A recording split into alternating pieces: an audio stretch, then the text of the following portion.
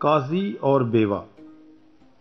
پھر اس نے اس غرض سے کہ ہر وقت دعا کرتے رہنا اور ہمت نہ ہارنا ضروری ہے، انہیں ایک تمثیل سنائی اور کہا کہ کسی شہر میں ایک قاضی تھا جو نہ خدا سے ڈرتا اور نہ آدمی کی کچھ پرواہ کرتا تھا، اور اسی شہر میں ایک بیوہ تھی جو اس کے پاس آتی اور اس سے یہ کہا کرتی تھی کہ میرے مدعی کے مقابل میرا انصاف کر۔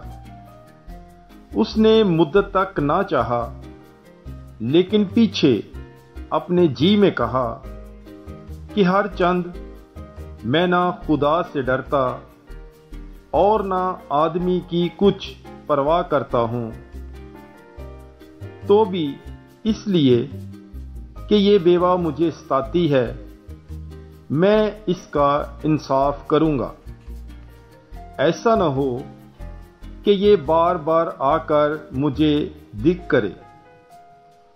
اور خداوند نے کہا کہ سنو، یہ بے انصاف قاضی کیا کہتا ہے؟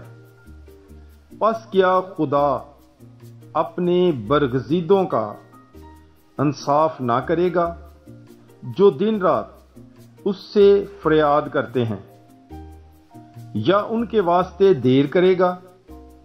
میں تم سے کہتا ہوں کہ وہ جلد ان کا انصاف کرے گا۔ پاک کلام کے پڑھے اور سنے جانے پر خداوند کی برکت ہو، خدا کا شکر ہو۔